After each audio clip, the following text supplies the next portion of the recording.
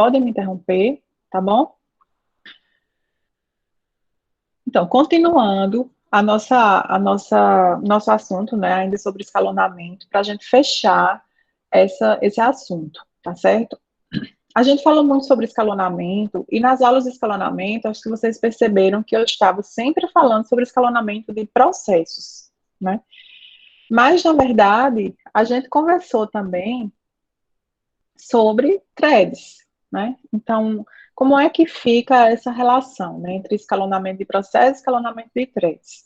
Isso depende muito de que tipo de thread a gente está falando, tá? Então, para recapitular, quando a gente fala tem dois tipos de thread, três, na verdade, né? Tem as threads de usuário, que são aquelas threads que o sistema operacional não tem conhecimento delas, o sistema operacional não sabe que elas existem, então, não existe uma tabela de threads para o sistema operacional manter, tá? Quem escalona essas threads, quem sabe que thread vai executar é a runtime, tá? Então, se eu estou executando, se eu tenho um programa, por exemplo, em Python, que tem uma runtime, né? Golang, sei lá, alguma linguagem dessas que tem runtime. E essa linguagem oferece thread de usuário para usar. Então, quem gerencia que thread vai rodar, em que momento, tanto pode ser a própria aplicação, que tem um escalonador, porque quando você vai usar uma biblioteca de threads, vai ter um monte de métodos, né, ali naquela biblioteca, que faz com que as threads, por exemplo, tem um que é muito importante, que é o yield, que faz com que aquela thread desista de usar a CPU, né, a thread está rodando. E aí vamos supor que ela sabe que a próxima, você é programador, né, na verdade, que faz isso. Você sabe que a próxima coisa que ela vai fazer é uma leitura de disco, por exemplo. Então, ela pode, de alguma forma, renunciar à CPU. Isso é algo que é mais complexo para o programador, né, de ter que gerenciar esse escalonamento dessas threads. Algumas runtimes podem ter ali uma gerência disso também, de ficar escalonando uma thread ou outra, usando essa comunicação com essas threads, e a runtime é que manteria uma tabela de threads para ficar fazendo aquele escalonamento dessas threads, tá? Não existe um jeito assim correto, né? Isso depende da runtime, depende da aplicação, de como é que a aplicação foi feita. Então, não tem como eu dizer aqui, é a runtime que vai fazer, é o próprio programador que vai fazer isso, que vai coordenar isso, tá? Não tem como dizer aqui o que é que vai ser realizado de verdade. A única coisa que eu posso dizer é que quando a gente tem thread de usuário, o sistema operacional não sabe que elas existem. Então, nesse caso, o sistema operacional que não dá suporte às threads de núcleo, eles realmente escalonam processos, tá? Então, quando chega um processo para ser executado, o sistema operacional escalona aquele processo. Se aquele processo tem dentro dele, como aqui nessa figura a gente vê, se aquele processo tem várias threads de usuário aqui dentro, o sistema operacional, ele não tem conhecimento disso, certo? Então, o sistema operacional, o escalonador do sistema operacional, vai escolher o próximo processo a ser executado, ok? Então, aqui a gente tem, por exemplo, uma situação possível é que, na verdade, quando o sistema operacional escalona o processo, vamos supor, escalonou esse processo A, qualquer uma dessas três threads aqui vai ser executada. Quem vai definir, quem vai executar isso é essa runtime aqui, que vai dizer, vai ser a thread 1, vai ser a thread 2, vai ser a thread 3. E aí seria possível, por exemplo, já que o sistema operacional escolheu o processo A para rodar, que a ordem de execução fosse a thread 1 executou um pouquinho, depois a thread 2, depois a 3, depois a 1 de novo, depois a 2, depois a 3, como se fosse um round robin entre essas várias threads, tá? Isso é uma possibilidade.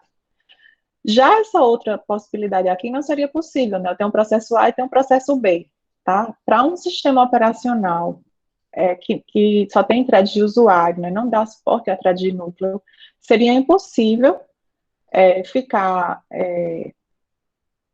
eu escolher o processo A para rodar e escolher e o próprio sistema operacional escolher a thread A1, depois a thread B1, já que a thread B1 é do processo B, tá? Então, se é o processo A que está rodando, só as threads do processo A que vão poder ser executadas, até que o escalonador do sistema operacional escolha o processo B, e aí sim as threads do processo B vão poder executar, certo? Quando a gente tem um programa que só tem uma thread, né, você escreve um programa em Java ou em Python, e você não define várias threads, se só tem a thread main, né, que roda, é como se aqui tivesse uma thread só. E aí não existe essa escolha, a runtime não precisa escolher qual é a thread que vai rodar, porque só tem uma linha de execução, tá? No final das contas, sempre o que executa é uma linha de execução, tá? Só que para aqueles programas que só tem uma thread, essa linha de execução única, ela meio que se confunde com o próprio processo, tá? Mas sempre vai ter uma linha de execução a ser seguida, tá? Quando a gente fala em threads de núcleo, né, a gente está falando agora de um sistema operacional que dá suporte a threads. E aí o sistema operacional, da mesma forma que o sistema operacional mantém uma tabela de processos para permitir aquela multiprogramação, né, para permitir que vários processos usem a CPU ao longo do tempo, sem perder nada, né? Então, um processo que é pré-emptado volta a executar do ponto onde parou, e aí o sistema operacional usa a tabela de processos para manter as informações sobre aquele processo, tá? Quando um processo está associado a múltiplas threads, então, na verdade, continua existindo a tabela de threads, tabela de processos, desculpa, mas agora a gente também tem uma tabela de threads. E todas as informações, na verdade, que estavam na tabela de processos e que estão relacionadas à execução, como, por exemplo, o conteúdo dos registradores, o conteúdo do PC, do program counter, que é a próxima instrução que vai ser executada, o estado daquela CPU, né, no PSW.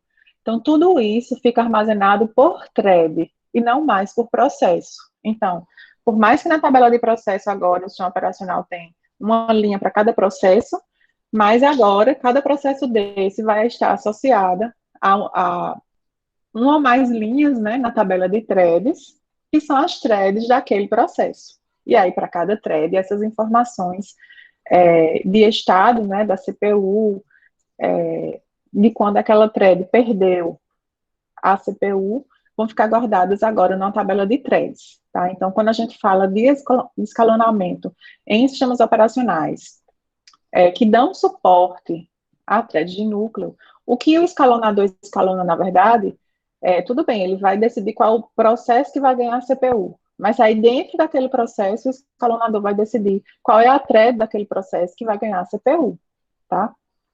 Então, é como se o escalonamento fosse no nível de threads agora, e não no nível de processos, mas com o cuidado, com o seguinte cuidado, tá?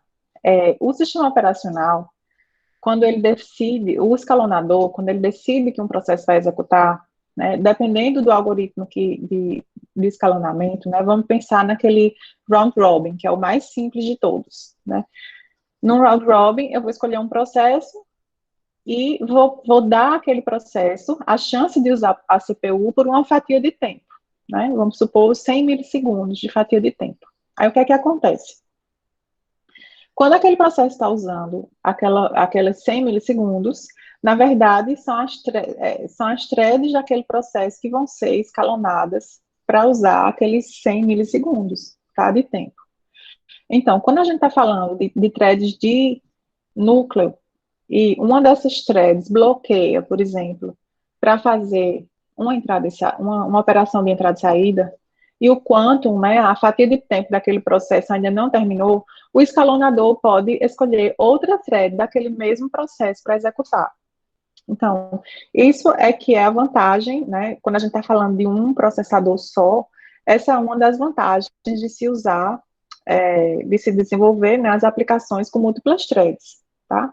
Porque se uma thread num sistema que dá suporte, né, a thread de núcleo, porque se uma das threads daquele processo bloqueia para entrada e saída, o processo todo não bloqueia. Se existir alguma thread pronta, alguma thread no estado pronta, né? Então, essa thread é que vai ser escolhida para ser executada, a não ser que tenha já terminado o quantum, né? A fatia de tempo daquele processo, certo? Quando a gente fala de thread de usuário, como o sistema operacional não tem noção dessas threads, se uma thread dessa, thread 2, estava executando e ela bloquear, tá? Então, o processo todo vai ser bloqueado, porque o sistema operacional, ele não tem noção que tem outra thread que está pronta para executar. Então, quando a gente fala de thread de usuário, essa vantagem, se a gente não tiver uma aplicação que lida com isso de forma explícita, ou uma runtime, né, um sistema supervisor que lida com isso de forma explícita, fazendo escalonamento dessas threads, para que isso não aconteça, tá? Então, uma thread que está em execução bloqueia, o processo bloqueia como um todo. E aí ele perde, mesmo que existam outras threads prontas para executar, o sistema operacional não tem conhecimento disso e o processo vai perder a CPU, tá? Enquanto que quando a gente tem thread de núcleo, já que o sistema operacional conhece as linhas de execução, sabe qual é o estado daquelas linhas de execução, tá? O estado das linhas de execução, relembrando, né, dessas threads, são os mesmos estados dos processos, né? Eles podem ficar pronto, rodando, bloqueado.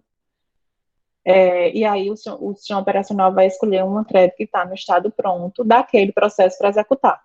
Poderia ser de outro processo? Poderia. Só que chavear aquela mudança de contexto para você passar de uma thread de um processo para uma thread de outro processo, ela é mais demorada, ela é mais custosa do que a mudança de contexto, de passar de duas threads do mesmo processo, tá? Porque tem todo um mapa aí de memória, de uso de memória, de arquivos abertos e tudo mais, que você não precisa recuperar o contexto do outro processo, né? Tudo isso é compartilhado entre todas as threads de um processo. Então, chavear, fazer a mudança de contexto de uma thread para outra, de um mesmo processo, isso aqui é mais rápido do que fazer a mudança de contexto de uma thread de um processo para uma thread de outro processo, tá? Então, os próprios algoritmos de escalonamento do sistema operacional, eles evitam ao máximo ficar chaveando de uma thread de um processo para o outro, tá? Esse chaveamento só ocorre realmente quando aquele processo não tem mais nenhuma thread pronta, ou quando aquele processo já usou toda a sua fatia de tempo de uso de CPU, beleza? Então, tudo que a gente conversou sobre escalonamento de processos, a gente pode levar para escalonamento de threads com essas ressalvas, né, de que o escalonador ele precisa estar preparado para entender essas questões, assim, né, de ele evitar ficar chaveando de um processo para o outro, de uma thread de um processo para o outro. Então, isso torna o escalonamento um pouco mais complexo, mas nada também do outro mundo. Beleza, pessoal? Vocês querem falar alguma coisa? Beleza. Todo mundo que tá calado. Felipe, será que só tá eu e tu aqui, hein? Nem no chat o povo fala, ai, Ailton tá aí, José Ailton tá aí, ainda bem. Então, vamos continuar. Juan também, tá aí. Então, pessoal, para a gente continuar aqui nosso assunto, eu resolvi conversar um pouquinho também com vocês hoje sobre sistemas operacionais multiprocessados, tá? Relembrando, tá, que pelo menos quando eu era aluna, eu acho que eu fazia um pouco essa confusão, assim, de multiprogramado e multiprocessado, tá? A gente, desde o início, está vendo sistemas operacionais multiprogramados, que são esses sistemas que mantêm muitos programas na memória e assim poderiam executar muitos programas, tá? Só que até agora, a gente focou muito mais em sistemas multiprogramados que têm um único processador, até porque isso é um assunto muito denso, um pouco complexo, e ele tem bastante complexidade já pensando num sistema com um único processador, né? Já dá para dar uma noção muito boa do que é um sistema operacional, de quais são as responsabilidades do sistema operacional. Mas hoje a gente vai falar um pouquinho sobre tipos de sistemas operacionais multiprocessados, até para que vocês tenham um contexto melhor e uma motivação melhor para o próximo assunto que a gente vai ver, que é a de sincronização entre processos, tá? Então, o sistema multiprocessado é aquele que tem muitos processadores, tá? Muitos núcleos de CPU. em vez de ter só um, tem muitos núcleos de CPU. E aí o sistema operacional, ele precisa ser construído, ser desenvolvido pensando nesse hardware, né, que agora, em vez de ter uma única CPU, um único núcleo de CPU, agora ele tem muitos, tá? E aí, a gente vai falar sobre essa construção, tá? Esse design desse sistema, mas de uma forma bem alto nível aqui inicialmente. E aí, ao longo da disciplina, se a gente tiver tempo, a gente vai vendo outras coisas de um sistema multiprocessado. Mas hoje a gente vai falar só sobre como é que esse sistema operacional se organiza, tá? Também eu quero deixar claro que a gente não vai falar sobre hardware. Vocês têm uma disciplina inteira para falar de hardware, né, de computadores. Lá vocês devem ter tido uma pincelada sobre como é um hardware de um sistema multiprocessado, tá? Então aqui a gente não vai falar sobre isso, a gente vai falar mais só sobre o software, tá? Como é que esse sistema operacional, ele é organizado, como é que ele faz uso desse hardware para funcionar, tá? Como é que isso funciona, certo? Então, o que é que a gente precisa mudar em termos de SO, quando a gente sabe agora que a gente tem múltiplos processadores, tá? Ao longo do tempo, alguns tipos de sistemas operacionais para um sistema computacional multiprocessado existiram, tá? O mais simples dele foi um que considera que cada CPU tem o seu próprio SO, e o seu próprio pedaço de memória, tá? A gente vai falar sobre ele já já. Depois, alguns problemas foram rapidamente detectados com essa abordagem. E aí foi para um modelo em que a gente tem um processador principal e processadores secundários, que também têm problemas. E aí, finalmente, a gente chegou no modelo que a gente usa hoje, que é o modelo de processadores simétricos. E aí, a gente vai conversar um pouquinho sobre cada um desses, e quais são os trade-offs, tá, os problemas de cada um desses, o que é bom e o que é ruim em cada tipo desse sistema, tá? O primeiro tipo, vocês estão entendendo o que eu estou falando? Se não tiver, vocês me parem, tá? O primeiro tipo de sistema, que é aquele que cada CPU tem o seu próprio SO, ele é o mais simples de todos. E o melhor é que os sistemas operacionais que já existiam, né, para uma CPU só, eles podem ser reaproveitados aqui de forma relativamente simples. Então, o que é que a gente tem? Vamos pensar nesse hardware aqui. A gente tem um hardware, né, com barramento, a gente tem as várias CPUs, nesse caso aqui a gente tem 4 CPUs, e aí o que é feito para que esse sistema funcione? A memória foi dividida entre essas 4 CPUs, então, por exemplo, essa CPU 1, ela só tem acesso a essa área de memória aqui, da CPU 1, essa CPU 2 só tem acesso a essa área de memória aqui, e assim sucessivamente. E a gente pode ter alguma forma de compartilhar o código do SO, já que código é algo que não muda, né? Então a gente pode compartilhar o código, né, o executável do sistema operacional, todo mundo acessa essa mesma área de memória, mas todas aquelas informações que o sistema operacional mantém, como, por exemplo, a tabela de processos, tabela de threads, tabela de processos, ficam armazenadas aqui na área que é específica daquela CPU, certo? E, claro, os dispositivos de entrada e saída são compartilhados entre todos, ok? Então, vamos conversar um pouquinho sobre esse tipo de sistema, tá? Cada CPU tem sua própria área de memória, sua própria cópia de tabelas, né, de dados do sistema operacional, e é como se fossem computadores diferentes, né, como se eles fossem computadores diferentes, a diferença é que eles compartilham esses dispositivos de entrada e saída, tá? E aí, também eles compartilham o código do sistema operacional, né, pode haver esse compartilhamento, e pode haver, né, com alguma mudança, com algumas chamadas de sistemas novas, pode haver algum compartilhamento de dados aqui entre esses sistemas, mas também precisa de mudanças nos sistemas operacionais que já existiam para que isso seja feito. Mas seria possível também que um programa aqui que está rodando na CPU 2 compartilhasse algum dado através da memória com o programa que está rodando na CPU 4, certo? É muito simples, fácil de adequar para os SOs que já existiam, mas tem seus problemas, tá? Um dos problemas é que as chamadas de sistema que vão ser executadas, elas têm que ser executadas na própria CPU, daquele processo que está rodando, né? Então, se um processo está rodando aqui na CPU 1, a chamada de sistema vai ser executada aqui na CPU 1. Se está rodando na CPU 2, a chamada de sistema que aquele processo está fazendo vai ser executada na CPU 2, tá? E assim sucessivamente. E aí, isso pode causar um certo desbalanceamento de carga, né? Dependendo dos processos que que acabaram caindo para rodar na CPU 1, né? Ou na CPU 2, CPU 3, CPU 4, a gente pode ter o uso dessas CPUs bastante desbalanceado, tá?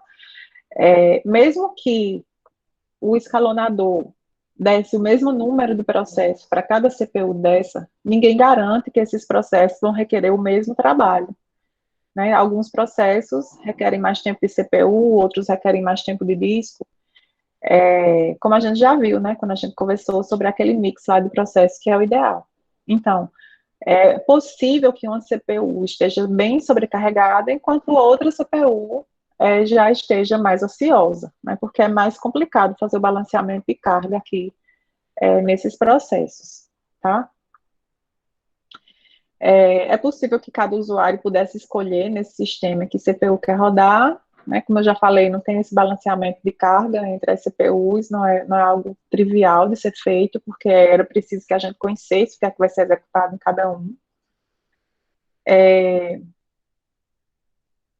Além disso, o próprio uso da memória aqui, né, pode ficar desbalanceado, né, porque se a memória for dividida em partes iguais, né, para cada CPU, pode ser que uma CPU esteja usando muita memória, esteja até fazendo thrashing, né, que é aquele de ficar levando coisas para o disco e traz o disco para a memória e traz a memória para o disco, porque o que precisa de usar da memória, a memória está sendo muito usada, muito requisitada, enquanto que outras porções da memória podem estar mais ociosas, né? Isso tudo depende de que processos vão estar executando em cada CPU dessa. Então, esse é um dos grandes problemas, assim, desse sistema, essa impossibilidade de você conseguir manter tudo muito bem balanceado, certo? E, além disso, a gerência do uso do disco, ela passa a ser mais complexa, né, porque você tem muitos processos agora em diferentes CPUs.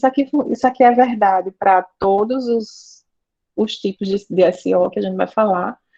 Agora, a gente tem vários processos que vão compartilhar aqueles dispositivos de entrada e saída, e o problema agora é que eu posso ter em CPUs diferentes, ao mesmo tempo, processos diferentes que estão, por exemplo, modificando o mesmo arquivo, né? E agora a gente precisa, os dispositivos de entrada e saída precisam lidar com esse tipo de situação, né? Na verdade, não é nem um dispositivo de entrada e saída, é o próprio sistema operacional que precisaria lidar com esse tipo de situação.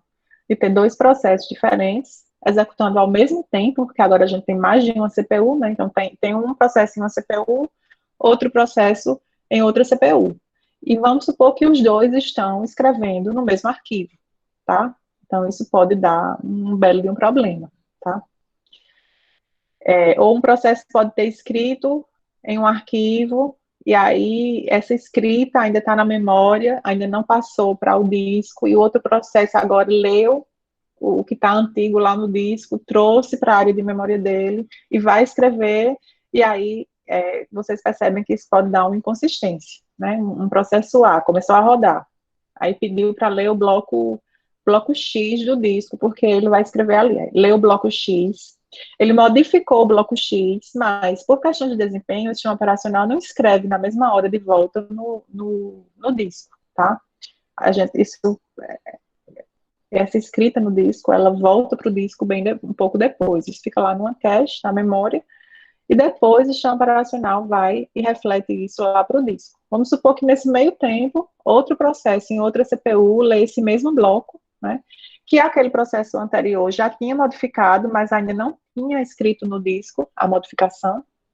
Então, esse processo, na outra CPU que começou a rodar agora, vai ler o bloco X sem a modificação que foi feita, né, vai modificar esse bloco X, e dependendo de quem escreve primeiro o seu resultado lá no disco, o outro processo vai ficar com dados inconsistentes, né? Se o primeiro processo escrever primeiro no disco, e o segundo processo escrever depois, o segundo processo vai ter os dados consistentes, como ele acha que devia ter, ou talvez não, porque ele não viu a modificação que o primeiro processo fez, né? Então, assim, isso é um problema de sincronização entre esses processos que estão rodando em duas CPUs diferentes, né? E estão acessando o mesmo dado compartilhado, tá? Então, quando a gente passa a ter um sistema multiprocessado, isso é um dos maiores problemas que a gente vai ter, né? Compartilhamento de dados passa a ser uma questão muito mais difícil, muito mais complexa, certo? Aí, para tentar evitar, especialmente o problema do desbalanceamento, tá? E também o problema desse compartilhamento, né, de sincronizar o uso dos dispositivos e tudo mais, surgiu esse outro tipo de sistema multiprocessado, tá? Nesse outro tipo, cada CPU, só uma CPU executa o SO, tá? Então, a gente não tem mais isso de ter várias tabelas de processo, um para cada CPU, de ter várias caches de disco, uma para cada CPU. A gente não tem mais esse problema, porque a gente só tem uma CPU executando o sistema operacional. As outras CPUs só executam processo de usuário. Então, toda vez que eu vou fazer uma chamada de sistema, qualquer coisa, qualquer chamada de sistema só pode ser executada na CPU principal, tá?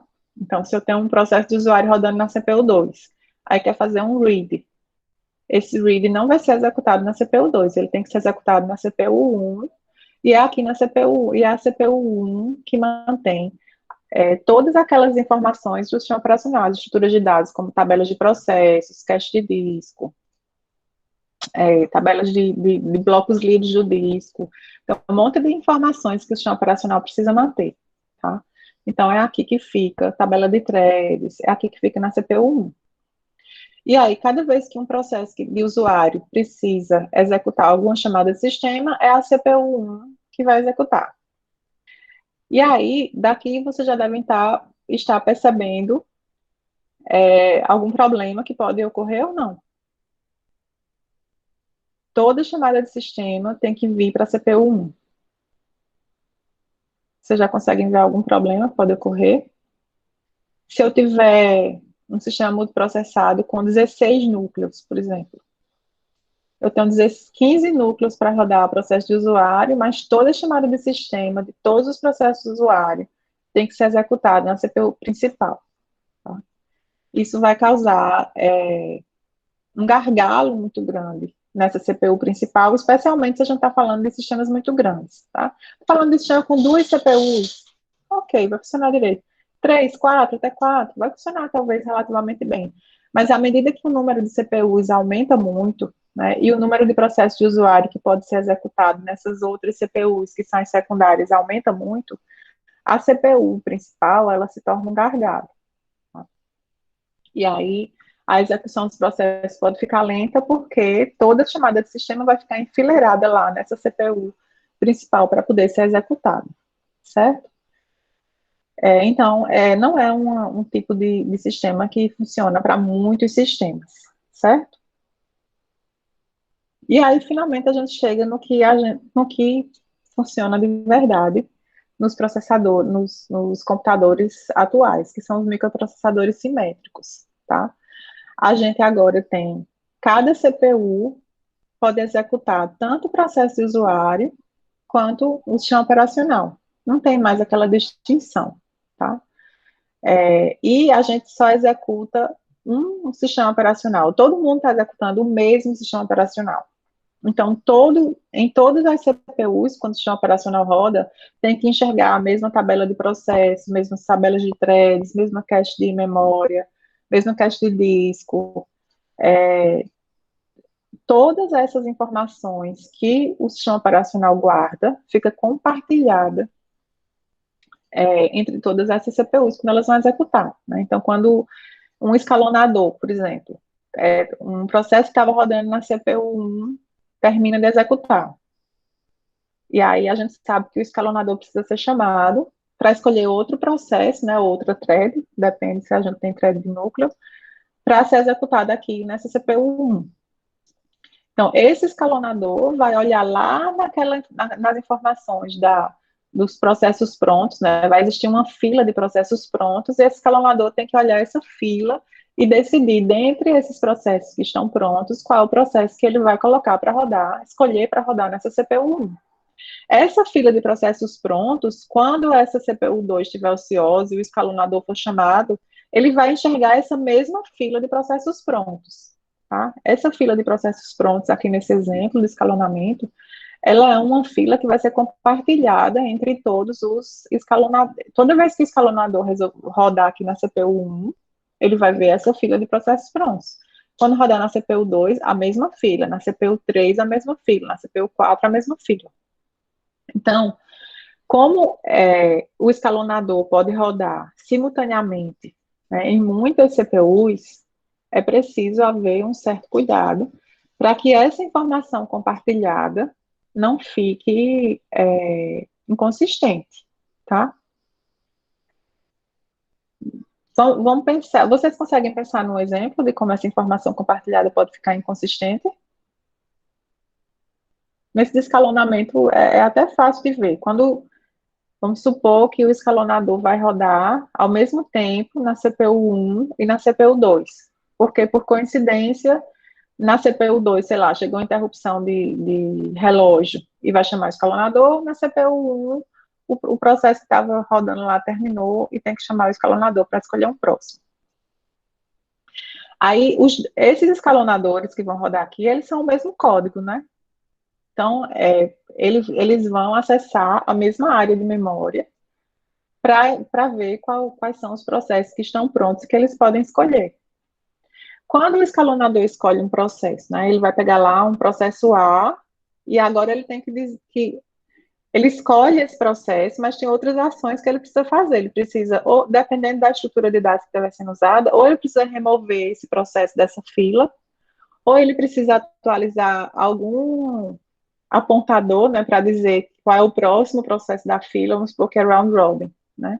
Os processos podem ficar todos lá, mas eu tenho que apontar para o próximo, né, vamos supor.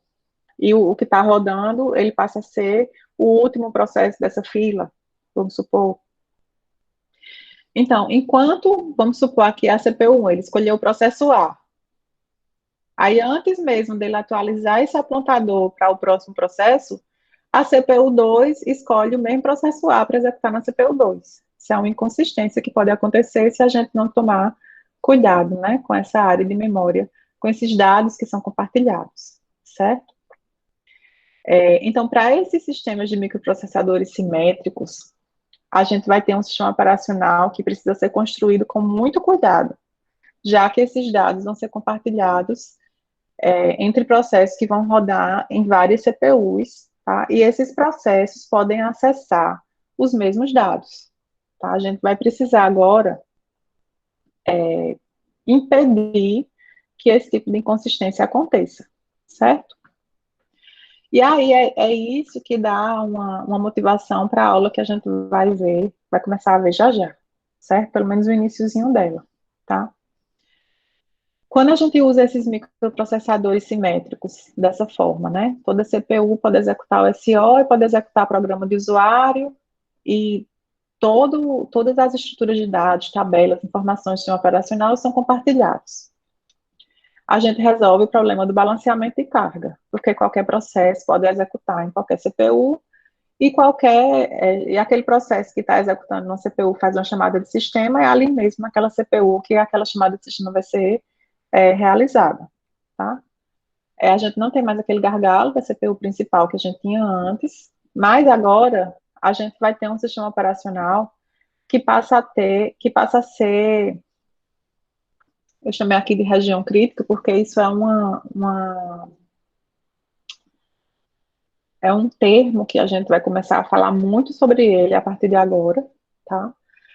E esse termo, ele não serve só para sistemas operacionais, não, tá? Todo mundo que vai um dia precisar escrever um sistema que seja distribuído, que seja concorrente, que use threads, por exemplo, vai passar por isso, tá? Porque se tem duas threads que vão acessar uma mesma área de memória, né, ou o mesmo arquivo, dados que são compartilhados, tá? Esse acesso, ele não pode ocorrer na mesma hora, porque se ele ocorrer na mesma hora, como esse exemplo que a gente deu, né, do escalonador rodando na CPU1 e na CPU2.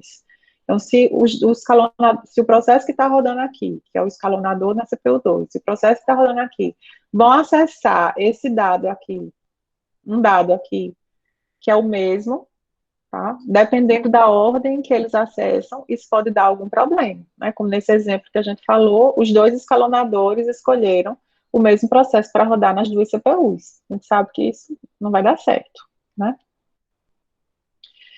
Então, a gente diz que uma região crítica é essa parte do programa, né, que acessa dados compartilhados. Então, é uma região do programa que ela deve ser protegida, né? Ela deve ser muito bem pensada quando a gente vai desenvolver essa parte do programa, tá? No caso do SEO, toda vez que eu tiver um pedaço do SEO que vai, por exemplo, acessar dados de controle, né? Que vai acessar essas tabelas, estruturas de dados do sistema operacional que são compartilhados, né? Que trazem informações de controle. Então, esse acesso, ele precisa ser muito bem pensado, tá? E aí, os desenvolvedores de gestão operacional que precisam identificar essas regiões, tá? Quando a gente está falando do mesmo processo, é fácil, né? Como eu falei nesse exemplo aqui, se os escalonadores estão rodando aqui ao mesmo tempo, a gente sabe que essa própria atividade de decidir qual é o próximo processo já é uma região crítica, porque eles vão precisar acessar esses dados compartilhados ao mesmo tempo. Então, o que precisa, o desenvolvedor de sistema operacional precisa fazer é garantir que, se um escalonador está executando aqui em uma CPU, ele não pode executar aqui em nenhuma outra. Se um escalonador está executando aqui, está na hora de ler ou escrever em uma área que é de dados compartilhados entre todos eles, então tem que garantir que só em uma CPU isso vai ser feito, certo? A gente chama isso de exclusão mútua. Então, primeiro, o desenvolvedor de sistema operacional precisa identificar todas as regiões críticas, todas as situações em que dados compartilhados vão ser acessados são regiões críticas. E aí, depois, precisa vir com uma solução para garantir que, mesmo que eu tenha 100 CPUs, se em alguma CPU daquela estiver sendo executado uma parte do código, que é uma região crítica, só em uma CPU vai ser executada, as outras vão ficar esperando, aguardando essa CPU terminar de executar essa região crítica para poder um outro processo que vai entrar nessa mesma região crítica poder rodar, certo? Vocês já programaram em Java, por exemplo, usando Synchronized? Não sei em Python qual é Alguém já programou programação assim multithreaded, que você usa o Synchronized, por exemplo, em Java?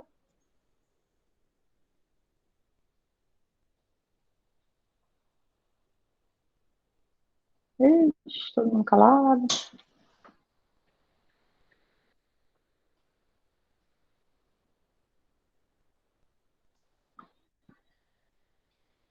Enfim, quando vocês usam o Synchronized em Java, né, é uma forma de você fazer essa exclusão mútua.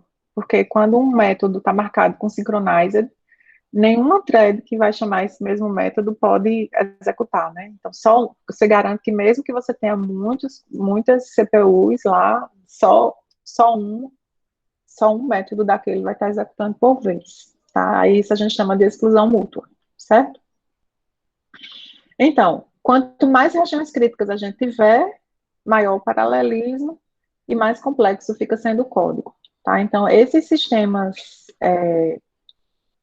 de processadores, microprocessadores simétricos, eles são bem complexos de serem desenvolvidos, né? Porque essa especificidade, assim, de você garantir a exclusão mútua dessas regiões críticas é algo que é complexo, né? Você está sujeito a bugs, né? De repente você não percebe que existe uma região crítica e você não programa direito aquilo ali, não faz a exclusão mútua daquilo ali, então você pode ter um bug. Você pode ter outras situações em que você pode chegar numa situação que a gente chama de deadlock. Não sei se vocês já ouviram falar nisso, né? Um deadlock ocorre quando um processo, você tem mais de um processo em execução, e aqueles processos precisam de alguns recursos, né, que estejam reservados para eles, e aí, dependendo da ordem que eu pego esses recursos, eu faço um deadlock. Então, por exemplo, vamos supor que eu tenho um processo A que precisa ler um arquivo. E aí, no meu sistema operacional, toda vez que eu vou ler um arquivo, um processo vai ler um arquivo, eu posso dizer que aquele arquivo está, ou aquela área daquele arquivo, sei lá, que ela está protegida por um lock, que é como se fosse um cadeado. E aí, se esse cadeado estiver fechado, é porque já tem outro processo que está usando aquele recurso. Se esse cadeado estiver aberto, é porque eu posso usar. E aí, eu tenho a posse daquele recurso, eu fecho o cadeado, para que outro processo não use, né? Mas vamos supor que eu tenho um arquivo, então, dois processos, um com maior prioridade e um com menor prioridade, e aí um processo de menor prioridade pega esse lock de um arquivo, de um recurso, por exemplo, só que aí quando o processo de maior prioridade, que também precisa desse mesmo arquivo, vamos supor, quando ele vai rodar, ele tem maior prioridade, e aí ele vai rodar, e aí ele quer esse arquivo, só que o lock desse arquivo já está com o outro, e dependendo do escalonador, né, ou dependendo de como é feito esse lock, eu posso ter uma situação em que fica um esperando pelo outro eternamente. Esse processo de maior prioridade, ele nunca vai conseguir esse lock, porque esse lock está com processo de menor prioridade, e o processo de menor prioridade nunca vai conseguir a CPU, porque tem outro processo de maior prioridade que já está rodando, e aí fica um esperando eternamente pelo outro. Tá? A gente vai ter depois uma conversa melhor sobre deadlock. E aí, definir todas essas regiões críticas, fazer a exclusão mútua de todas essas regiões críticas, e ainda pensando em todos os detalhes, né, de como é que o sistema operacional funciona, é algo que é bem mais complexo de ser feito, certo? E imagine de ser feito ao longo de muitos anos, né, porque um sistema operacional, ele tem uma vida longa, geralmente, né, não é um sistema que você desenvolve e daqui a um ano você já desenvolve um novo, não é. E que são muitos programadores envolvidos no desenvolvimento daquele sistema, tá? Então, é algo que é bem mais complexo de ser feito, mas essa é a solução que é usada atualmente para que a gente consiga executar o sistema operacional em múltiplas CPUs, garantindo que vai ter um bom balanceamento de carga entre todas elas, certo? Vocês estão tão caladinhos, vocês querem falar alguma coisa, não? Dúvidas, ou não estou entendendo nada, alguma coisa assim. Eu já usei thread em Java, eu só não sei se eu usei esse synchronize, por isso que eu não respondi, eu não lembro de ter usado. Aham. Porque se você tem, as threads vão acessar a mesma área, mesmos dados, né? Porque as threads compartilham dados, né? Então, se eles acessam os mesmos dados, você tem que garantir que quando uma determinada porção ali daquele dado está sendo modificada por alguma thread, que nenhuma outra está modificando ela também, ou está lendo, para não gerar inconsistência, né? E aí a gente usa esse synchronizer. A gente vai falar disso ainda mais quando a gente começar a ver sincronização entre processos, tá?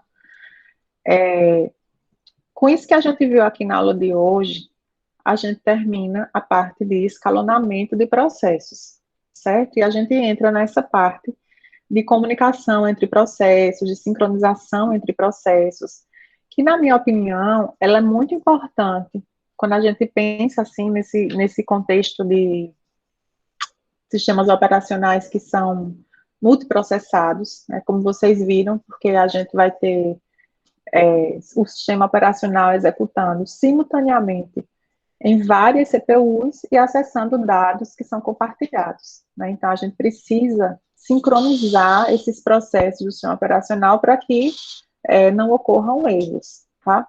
Mas esse também é um assunto importante no contexto mesmo de programação, né? Quem vai aí para o mundo do desenvolvimento de software, vai desenvolver software concorrente, multithread, ou software distribuído, né, com vários processos mesmo, que são distribuídos entre várias máquinas, mas que de repente podem compartilhar informações, né, ou que são vários processos dentro da mesma máquina, né, que é o paralelismo, mas que vai compartilhar informações, né, essa parte de sincronização entre processos, ela é muito importante, tá? Não é, então é só para dizer assim que não faz parte só do conhecimento de sistemas operacionais, mas é um conhecimento mais geral que todo programador deve ter, certo? Então, os processos ou as threads, de certa forma, elas se comunicam, tá? Uma forma muito comum de comunicação entre eles é o compartilhamento de informações, tá? Threads, por exemplo, elas podem acessar as mesmas variáveis, né? Já que eles fazem parte do mesmo processo e que enxergam a mesma área de memória. As threads, por exemplo, de um mesmo processo, elas podem ler as mesmas variáveis, tá? E modificar essas variáveis, e isso traz a necessidade de que haja uma sincronização no acesso a essas informações que são compartilhadas, tá? Isso, estou falando das threads que fazem parte do mesmo processo, né, que cooperam entre si, tá? Existe também aquela interação, comunicação entre processos que são processos distintos, tá? E que querem usar o mesmo recurso, né? Como, por exemplo, se eu tiver um escalonador rodando numa CPU, escalonador rodando em outra CPU, são dois processos distintos, mas que querem acessar a tabela de processos prontos, tá? Os dois querem acessar esse recurso. E se eles acessarem e modificarem esse recurso ao mesmo tempo, sem nenhuma sincronização entre eles, pode causar alguma inconsistência, tá? Então, esse compartilhamento de informações, de recursos ou de dados, precisa ser muito bem pensado, precisa ser um compartilhamento consciente para que nenhuma inconsistência ocorra, certo? Então, assim, acho que a contextualização já está bem clara, né? No contexto de SEO, se a gente passa para ter microprocessadores simétricos, a gente passa a ter um sistema operacional que é uma grande região crítica, né? Cada parte do sistema operacional que vai acessar dados de controle e que isso pode executar em vários CPUs diferentes. Isso precisa ser muito bem pensado e precisa ser muito bem gerenciado e sincronizado para que não ocorra problema, tá?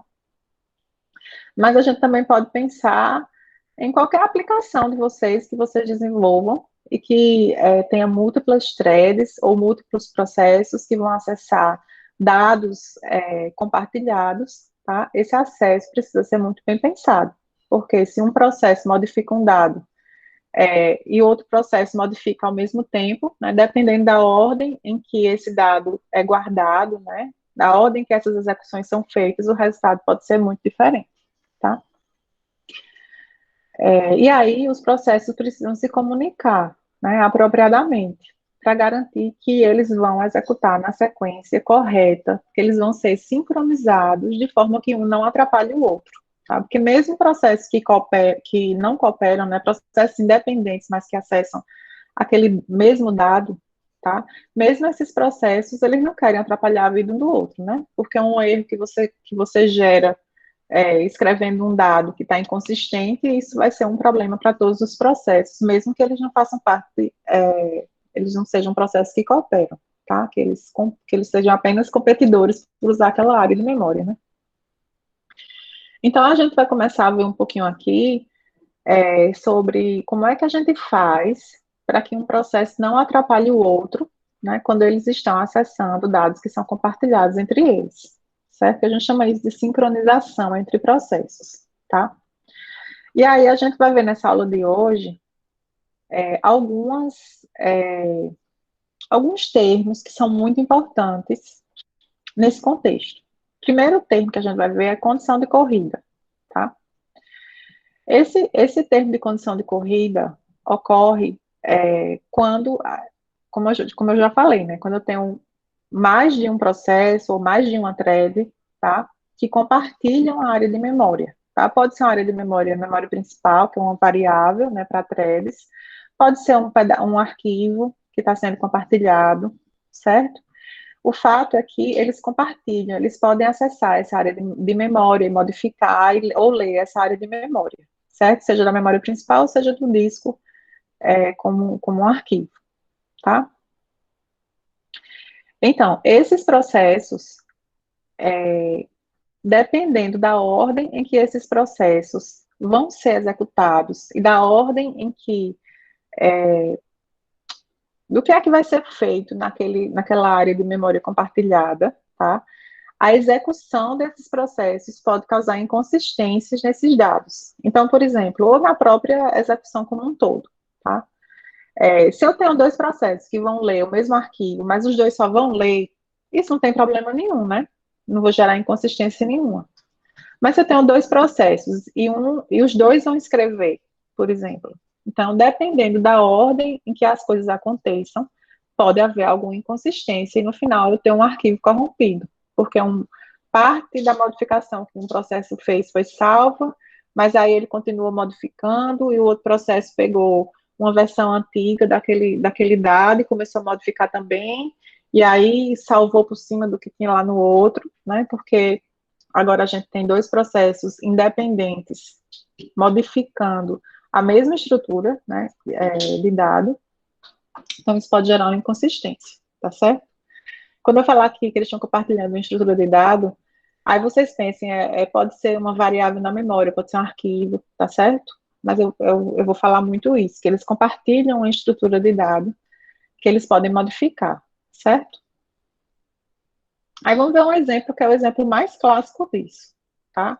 Eu tenho uma impressora que é um recurso compartilhado, né? Os vários processos que estão rodando no computador, eles podem solicitar impressões, certo? Então vamos supor que o processo A quer imprimir um arquivo. E aí, a forma como isso é feito existe uma variável lá que o sistema operacional mantém, que é chamado SPU de impressão. E aí esse processo A, ele tem que escrever, é como se fosse um array, né? E aí cada posição desse array vai ser sei lá, o documento que precisa ser impresso, vamos supor. E aí quando um processo quer escrever, quer mandar imprimir alguma coisa, precisa colocar a informação do documento que vai ser impresso nesse array. E esse array é compartilhado entre todos os processos. Aí vamos supor que nesse array a gente tem essas duas variáveis aqui de controle, tá? Esse array é uma área de memória, contígua da memória, e a gente tem essas duas variáveis de controle, a alt, que aponta para o próximo arquivo que vai ser impresso, né? Porque pode ser que muita gente quer imprimir, aí isso vai ficar nessa fila, desse pool de impressões. E tem uma variável in, que aponta para a próxima vaga livre desse diretório, tá? Então, como aqui. Tem um diretório aqui do pool de impressões, e eu tenho a variável, aqui são os arquivos, né, que os vários processos vão colocar aqui, cada um no seu slotzinho aqui, para ser impresso, tá? E aí vamos supor que o próximo arquivo que vai ser impresso, né, que é definido pela variável alt, é o que está na posição 4, que é esse aqui, ABC. Então, quando a impressora ficar livre, né, o driver lá vai ler aqui nesse pool de impressão e vai pegar as informações desse arquivo ABC para poder mandar imprimir, tá? Isso é a variável alt. Agora, os processos que querem solicitar impressões, eles vão ler a variável in e vão colocar na posição determinada pela variável in o nome lá, né, o caminho completo lá para o arquivo que vai ser impresso, certo? Aí o que é que vai acontecer? Vamos supor que o processo A chegou, aí ele leu que a variável in é 7, certo? Então ele já sabe que ele tem que escrever o nome do documento dele aqui nesse slot 7, certo? Aí ele vai lá, só que ele perdeu a CPU do processo B. O processo A leu, que é o slot 7, só que ele acabou perdendo a CPU e o processo B começou a rodar. E o processo B também quer imprimir um negócio. Aí o processo B leu que o in é 7. O processo B não perdeu a CPU, ele conseguiu colocar lá o nome do arquivo que ele quer imprimir, tá? Esse o.pdf. E aí ele ele vai atualizar, né, obviamente, esse IN para 8, né, e vida que segue, vai executar lá outras coisas lá do processo. O processo A, quando ele ganha a CPU novamente, ele já tinha lido que a variável IN é 7, ele vai continuar a execução. Agora ele vai colocar o arquivo dele, né, para executar aqui. E aí, isso gerou inconsistência. O que é que vai acontecer aqui? O processo B acha que mandou imprimir aquele outro arquivo, e ele realmente mandou, tá? Só que ele não estava sincronizado com o processo A, né? O processo A leu essa variável, e antes de fazer o que precisava ser feito com ela, perdeu a CPU. O processo B leu essa variável antes do processo A atualizar ela, colocou o nome do arquivo para ser impresso aqui no slot 7, achou que estava tudo bem, né? Não está preocupado. O processo A, quando volta a executar novamente, ele já tinha lido a variável 7, coloca lá no slot 7 o arquivo que ele queria imprimir, atualiza a variável IN para 8, e isso vai gerar uma inconsistência de que o processo B pediu para imprimir um arquivo que não vai ser impresso, tá? Todo mundo entendeu essa questão aqui? Sim, professor. Sim. Pronto, então isso é um problema típico de condição de corrida. Note que a ordem em que esses processos se executam, a ordem que as coisas ocorrem, o momento em que a CPU é perdida, isso é determinante para indicar se vai haver ou não uma inconsistência aqui nessa variável compartilhada, né? Porque, por exemplo, se esse processo A, né, ele tivesse lido essa variável, e antes mesmo de ter escrito, ou se ele conseguisse ler e ao mesmo tempo atualizar ela para 8, numa mesma operação, ele leu e ela já colocou ela para 8, na mesma operação. Mesmo que ele perdesse a CPU, como essa variável já foi atualizada, esse processo B, quando viesse executar, ele iria colocar aqui e a gente não iria ter inconsistência nenhuma, né? Mas o fato de que ele perdeu o processador entre a hora que ele lê um dado de controle e a hora que ele atualiza esse dado de controle, isso vai gerar para a gente uma inconsistência, tá? E aí, como essa inconsistência só ocorre dependendo dessa hora em que um processo perde a CPU para o outro, que também está lendo a mesma informação, né, ou modificando a mesma informação, a gente chama isso de condição de corrida, tá?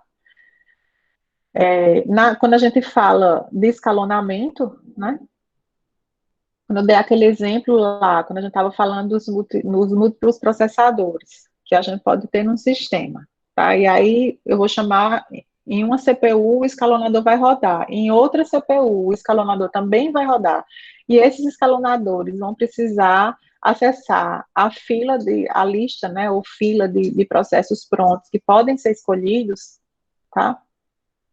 Como eles vão compartilhar essa estrutura de dados, isso precisa ser bem sincronizado, né? Então, aqui, nesse sistema multiprocessado, um outro exemplo, né, só para motivar vocês para esse assunto, é a situação em que a gente tem essas várias CPUs e o escalonador vai rodar em vários delas, mesmo que a gente tenha um algoritmo muito simples, mas isso independe do algoritmo, tá? Porque como vai ser o mesmo escalonador do sistema operacional que vai rodar, então eles vão acessar, qualquer escalonador que for rodar vai acessar a mesma estrutura de dados, que está compartilhada entre todos eles, né? Então todos vão pegar o próximo da fila e depois ele precisa atualizar a informação de quem passa a ser o próximo, né? Vamos supor que é round robin. Aí ele pega o próximo da fila, mas ele precisa atualizar, o próximo passa a ser tal outro processo. E aí, se um escalonador pega o próximo da fila e antes de atualizar, que esse agora já não é mais uma possibilidade, né, que não é mais um processo que está pronto, é um processo que está em execução. Antes de atualizar isso, o outro processo faz a mesma leitura e pega o mesmo processo para rodar, a gente vai ter aquela situação em que as duas CPUs vão executar o mesmo processo, certo? E aí, isso vai dar um erro. Então, para a gente ficar muito claro o que é esse termo, condição de corrida, a gente vai dar o contexto aqui do que é que acontece para que a gente tenha uma condição de corrida, tá? toda vez que vocês tiverem essa situação na vida de vocês, né, eu sei que nem todo mundo vai desenvolver SEO, quem for desenvolver uma aplicação paralela, uma aplicação concorrente, tiver essa situação aqui. Eu tenho 2 ou mais processos ou threads, certo? A gente pode falar de threads aqui também. 2 ou mais processos ou threads que vão ler e escrever dados em uma estrutura que é compartilhada, tá? Em uma área de memória que é compartilhada, seja memória principal, seja memória secundária, né, seja um disco, tá certo? Mas o fato é que eles compartilham uma área de memória que eles podem ler essa área e modificar essa área de memória, certo? Então, essa é a primeira condição. E a instrução, instrução agora eu estou falando é a instrução mesmo do hardware, tá? A instrução que eles usam para atualizar as informações de controle, ela não é atômica, que é como esse exemplo que eu dei aqui, quando a gente foi falar aqui desse problema aqui do estudo de impressão, tá? Se o processo A, quando ele lesse essa informação de controle que é compartilhada, se ele lesse e ao mesmo tempo já incrementasse ela para o 8, numa mesma instrução, de forma que ele fosse impossível perder a CPU entre a leitura e a atualização dessa informação, a gente não teria uma condição de corrida aqui, porque a condição de corrida só ocorre porque entre a leitura e a atualização de uma informação de controle, existe a possibilidade do processo perder a CPU, tá? Então, se essa instrução que for usada para ler e atualizar a informação do controle, se ela for atômica, a gente não tem condição de corrida, mas se ela não é atômica, a gente passa a ter uma condição de corrida, tá? Ou no caso do escalonador, né? Ele tem lá a fila de processos prontos, eu devia ter desenhado uma filinha aqui para a gente ficar vendo. Ele tem a fila de processos prontos, aí vamos supor que ele tem uma variável que é o next, que é o próximo processo. Dessa fila aqui, qual é o próximo processo que ele vai pegar para executar. E aí, vamos supor que um escalonador lê o next, e antes de atualizar o next para o próximo, para ser o outro, em outra CPU, o escalonador lê o mesmo next, né? Então, isso é uma condição de corrida que vai acontecer. Aí, o resultado final dessa computação, né, dessa execução, ela vai depender de quem executa, de quando executa, né? Se for uma CPU só, de quem executa e quando cada um perde a CPU, tá? E aí essa sequência de execuções pode levar a uma inconsistência, a um erro, né? Que pode ser um erro bastante grave, né? No caso de eu ter o mesmo processo executando em 2 CPUs diferentes, por exemplo, seria um erro bem grave, né? Ou aquele caso do estudo de impressão, eu vou ter um processo que acha que mandou imprimir um arquivo, mas na verdade esse arquivo nunca vai ser impresso, né? Porque ele foi perdido. E aí, como é que a gente evita essas condições de corrida? A gente evita através da exclusão mútua. O que é a exclusão mútua? Eu vou garantir que se um processo está usando essa estrutura compartilhada, né, essa área de memória compartilhada, que nenhum outro processo pode executar. Tá? Então, se um processo começou a escrever lá no estudo de impressão, e eu garanti que enquanto ele não terminar, né, por exemplo, se eu tivesse garantido aqui que esse processo A, mesmo que ele perdesse a CPU, mas aí se o processo B fosse tentar ler essa variável e não conseguisse, porque essa variável está de posse do processo A, e aí ele não consegue ler, a gente teria evitado essa inconsistência. Da mesma forma, o escalonador. Se quando um escalonador ele já está acessando aquela fila de processos prontos, o outro escalonador quer acessar também, e ele é impedido de acessar, porque já tem um que está lá, então a gente garante a exclusão mútua, tá? E a gente garante que só um programa, né, um processo ou uma thread está mexendo nesses dados compartilhados, de forma que a gente, dessa forma, evita esses problemas de inconsistência no futuro, certo? Então, a exclusão mútua é garantir que se um processo está usando a estrutura compartilhada, ou seja, se um processo está na sua região crítica, nenhum outro pode também usar aquela estrutura, certo? E aí, tanto o sistema operacional quanto o hardware vão prover para a gente, como programador, né, primitivas que são apropriadas para realizar essa exclusão mútua, tá? Para garantir, como aquele cadeado que eu falei, né? Se um processo começa a usar uma estrutura que é compartilhada, ele pode trancar aquela estrutura e dizer, eu já entrei aqui, eu vou ficar aqui trancado, mexendo o que eu quiser mexer aqui, e quando eu sair, eu destravo essa estrutura, tá? É mais ou menos essa a ideia, de forma que eu nunca tenha mais de um processo modificando aquela estrutura compartilhada, certo? E aí a região crítica, a gente já falou um pouquinho sobre isso, é a parte do programa que vai acessar essa estrutura compartilhada. Tá? Então, por exemplo, quando a gente fala daqueles microprocessadores simétricos, né, do tipo de SO, quando a gente tem múltiplos processadores, o desenvolvedor do sistema operacional tem que detectar lá no código, ó, isso aqui é uma região crítica, porque vai acessar dados compartilhados. E se essa parte do código que vai acessar esse dado aqui de controle for executado em vários CPUs ao mesmo tempo, pode dar problema. E aí, o programador define, identifica essas regiões críticas, que é o momento em que esses acessos a áreas compartilhadas são realizados. E aí, o programador também precisa de técnicas, né, apropriadas para garantir a exclusão mútua. Se uma região crítica está sendo executada, nenhuma outra região crítica correspondente pode ser executada naquele mesmo momento, tá? Garantir que só um processo, só uma thread acessa essa estrutura compartilhada ao mesmo tempo, tá? Se um processo A já está executando sua região crítica, e o outro processo B tenta entrar nessa região crítica, ou seja, tenta acessar essa estrutura compartilhada, o B deveria ser impedido de acessar essa estrutura compartilhada até que o processo A termine o seu uso dessa estrutura. Ficou claro isso para vocês? Que essa parte de entender assim, o que é a condição de corrida, o que é a exclusão mútua, o que é a região crítica, é uma coisa que são termos que eu acho muito importante que vocês entendam assim para a vida de vocês mesmos, sabe? Não sei se ficou claro, não é um assunto muito fácil de digerir, não, eu sei, mas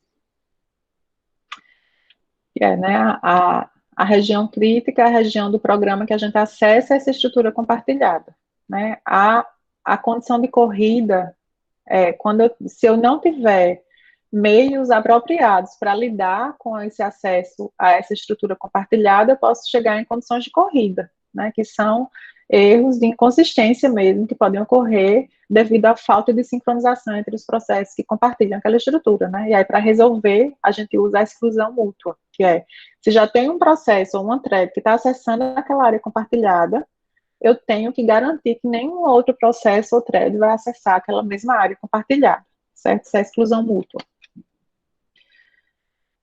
E aqui no gráfico a gente pode ver isso, tá? A gente tem o processo A e a gente tem o processo B, tá? O processo A e o processo B, eles vão acessar a mesma área de memória em algum momento, ou seja, existem regiões críticas no processo A e no processo B. E aí o processo A está executando.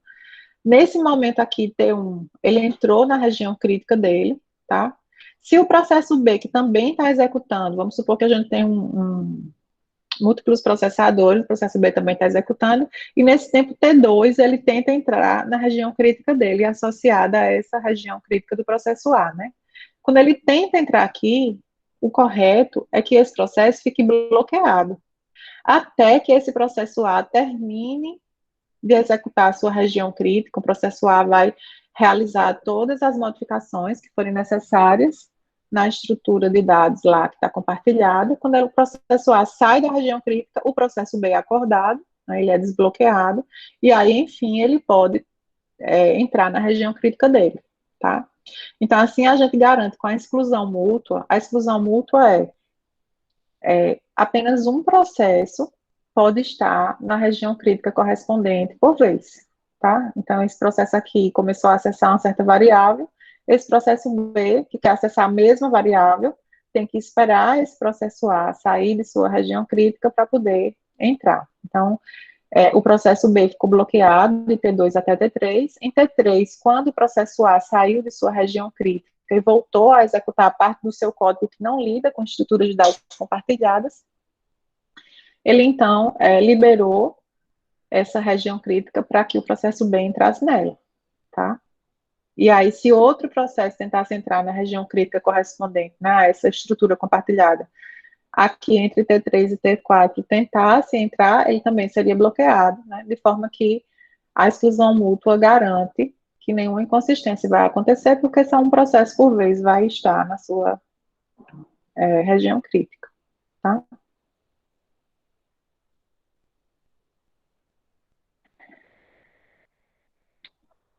Beleza, pessoal, até aqui?